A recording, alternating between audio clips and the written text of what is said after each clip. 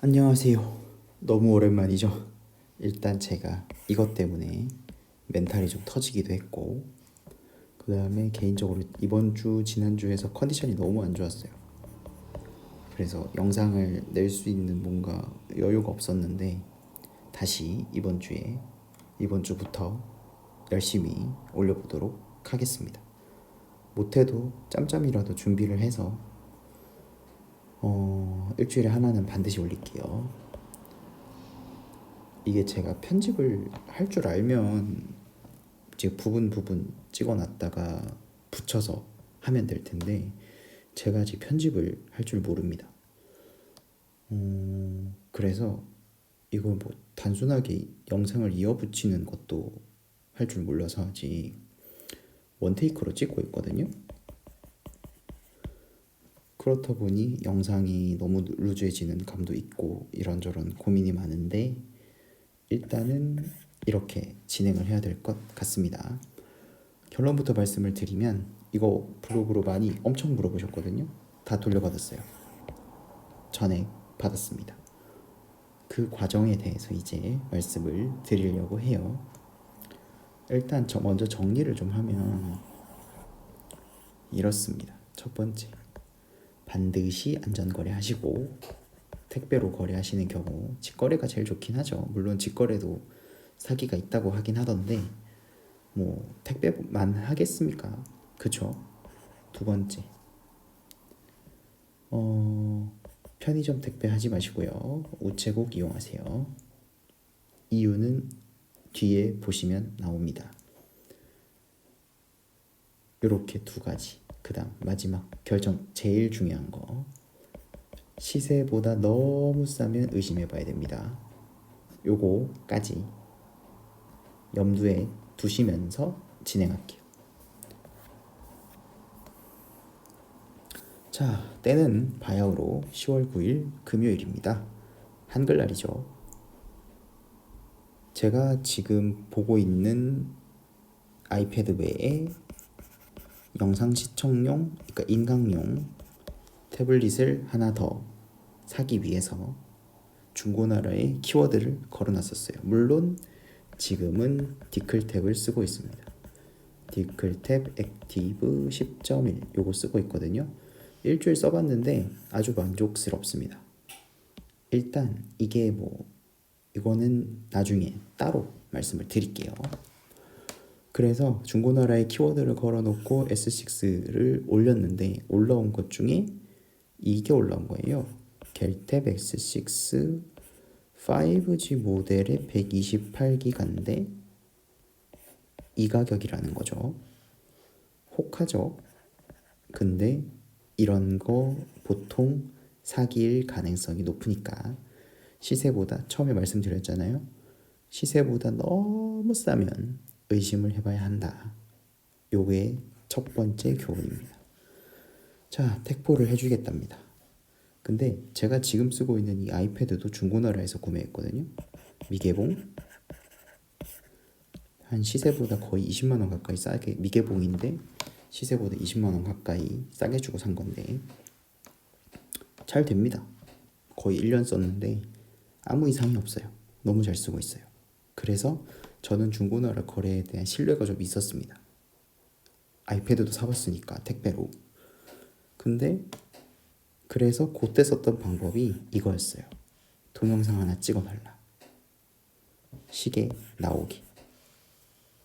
그리고 네이버 보이게가 아니고 이때 네이버 아이디 보이게라고 했어야 되는데 요렇게 하면 보통 사기가 아닌 이상 다 해줍니다. 쿨거래 할 거니까 물건만 맞으면. 근데 영상을 보여줬어요. 거의 확실했죠. 맞는 것 같다. 날짜 시계 시간 다 맞으니까. 그래서 계좌를 알려달라. 알려줬습니다. 근데 안전거래를 안 한대요. 두 번째.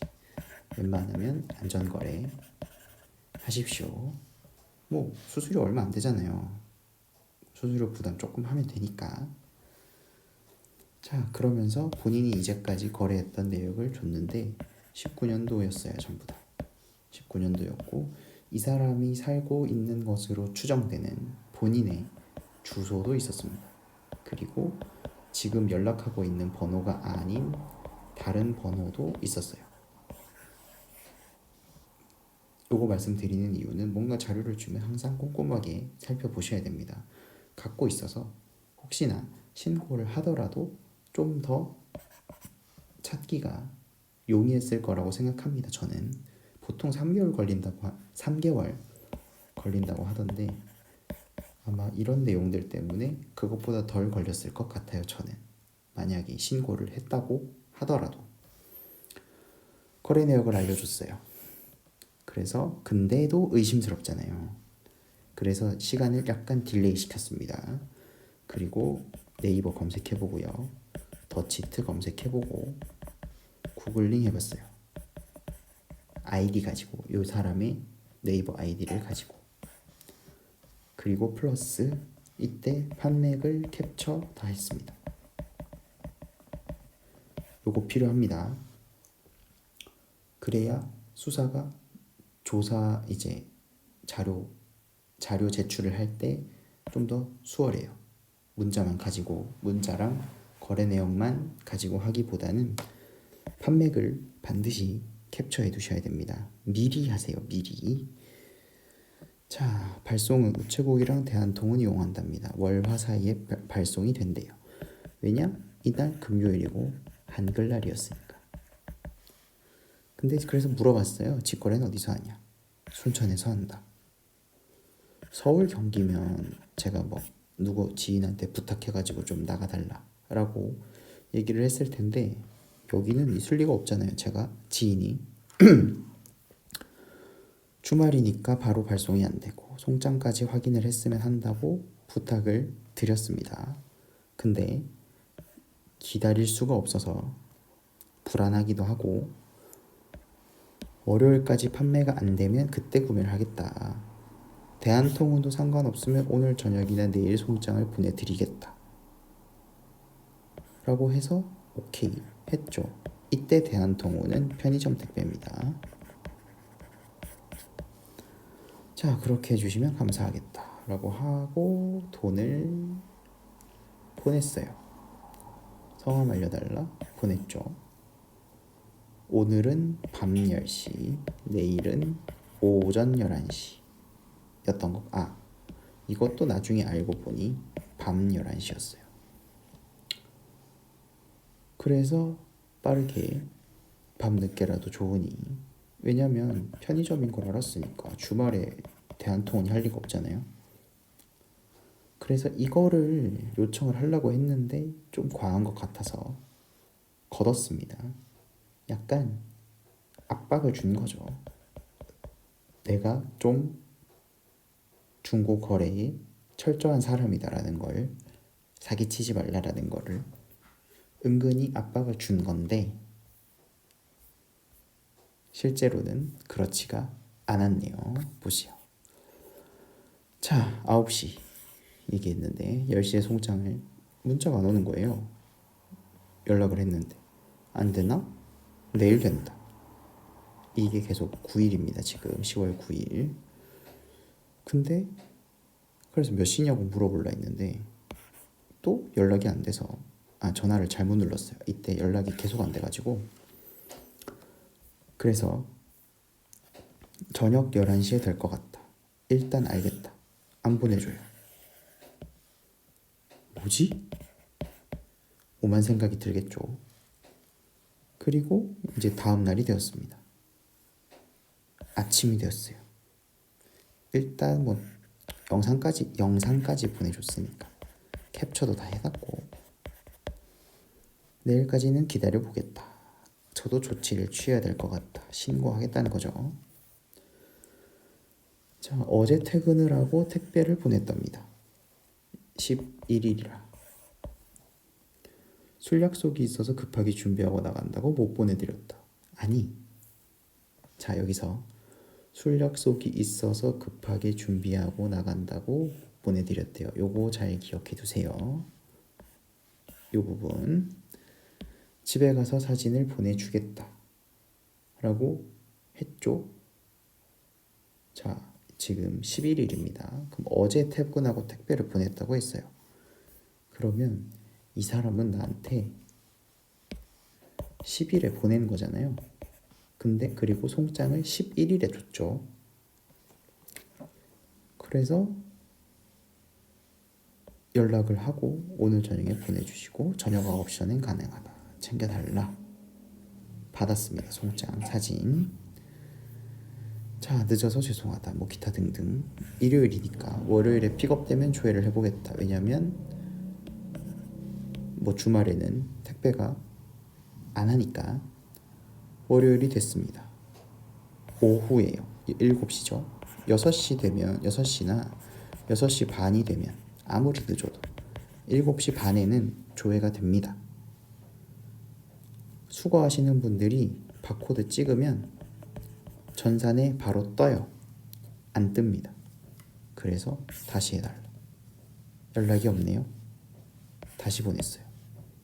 등록된 게 없어요. 됐죠? 편의점 택배 토요일에도 수거를 하는데 왜 안 하지? 왜 안 왔지? 라고 보냈어요. 굉장히 열받았지만 좋은 게 좋은 거라고 참았습니다. 그래서 명시했어요. 접수하겠다. 좀 과한 것 같다.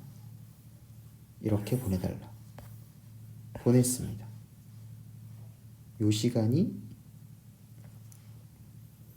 그래서 또 안심했죠. 조회가 안 된다. 가던 골로 간다. 두 번째, 택배 대내는 편의점이 몇이 없어서 하라고 했습니다. 근데 화요일이 됐어요. 조회가 또 안 돼요. 아직도 안 되나? 뭐지?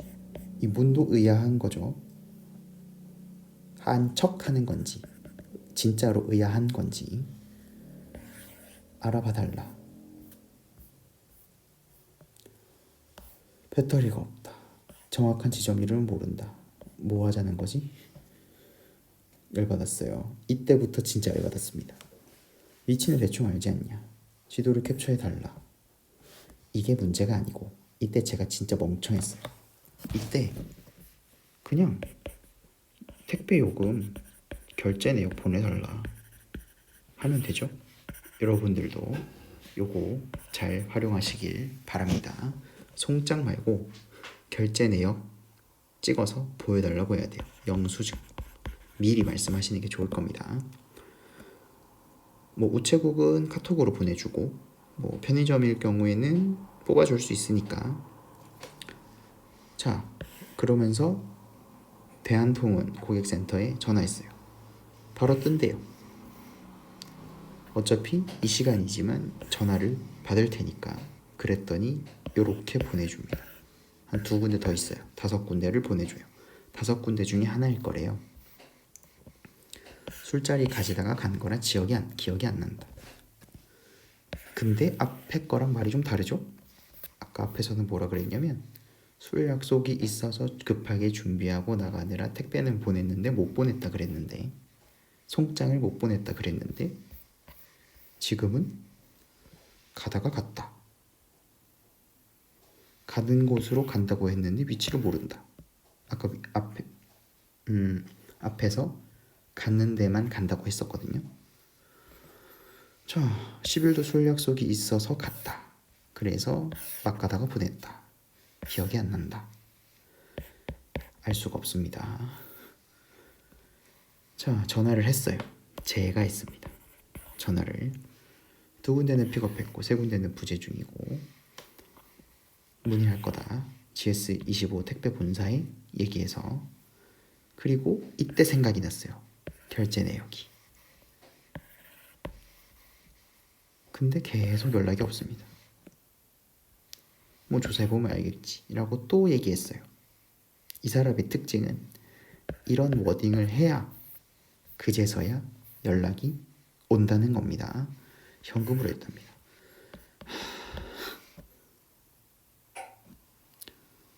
그러면서 저한테 도리어 화를 내요. 저는 안 된대요. 답답하죠. 됐죠?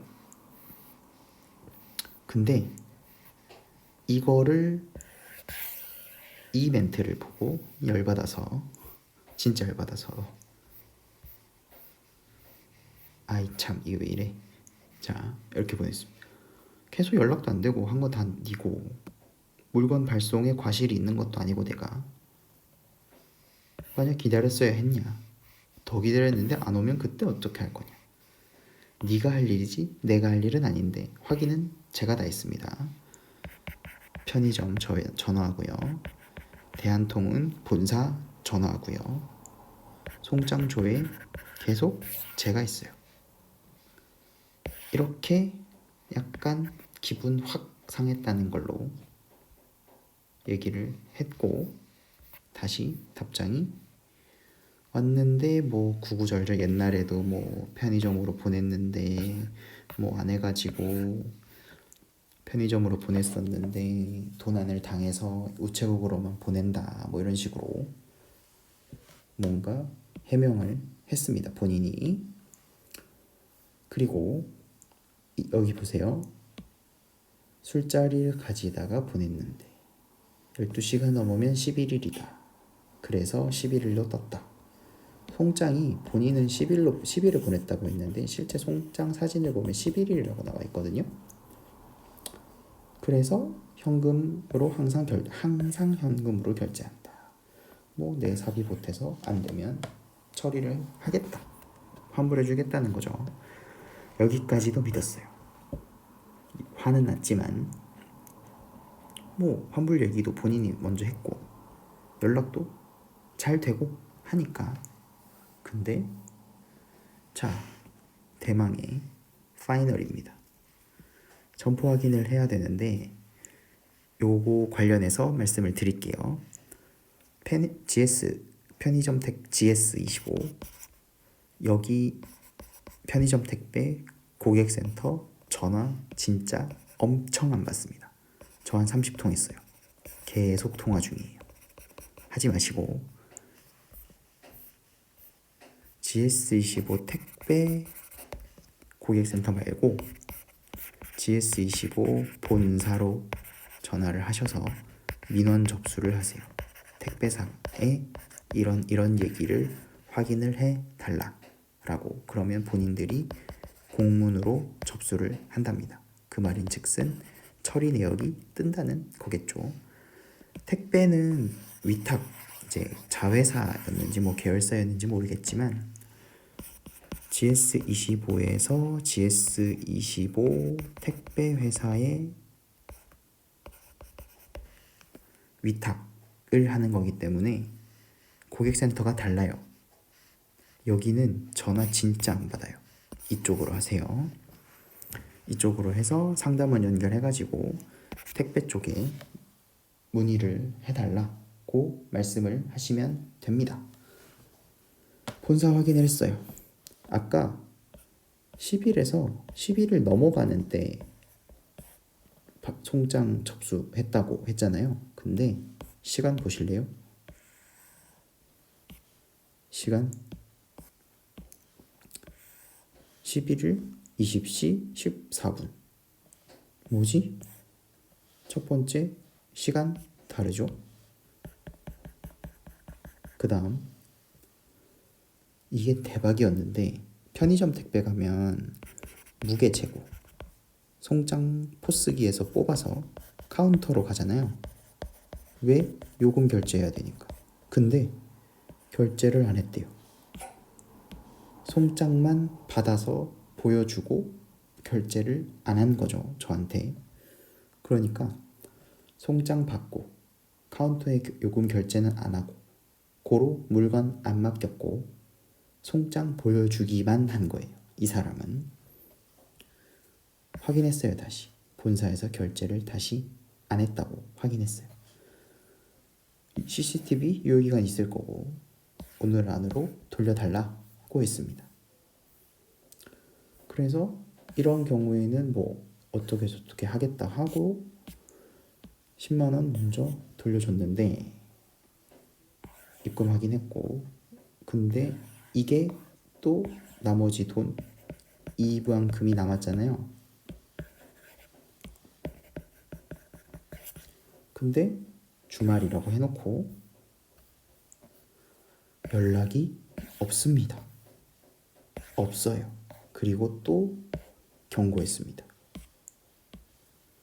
이후에 진행되는 사안에 대해서는 본인 책임이다.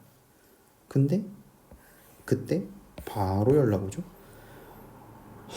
그래서 확신했어요. 아, 얘는 진짜 이건가 보다. 꼭 얘기를 근데 좀 초보인가 보다. 이렇게 얘기를 해야 연락이 오네. 자, 근데 온라인 이체 가능하지 않냐. 특별한 사정이 있으면 증빙하면 된다. 어쨌든 네가 다 잘못한 거고. 그렇잖아요. 그랬더니 이 카톡을 보내줘요. 이 카톡을 보내줍니다.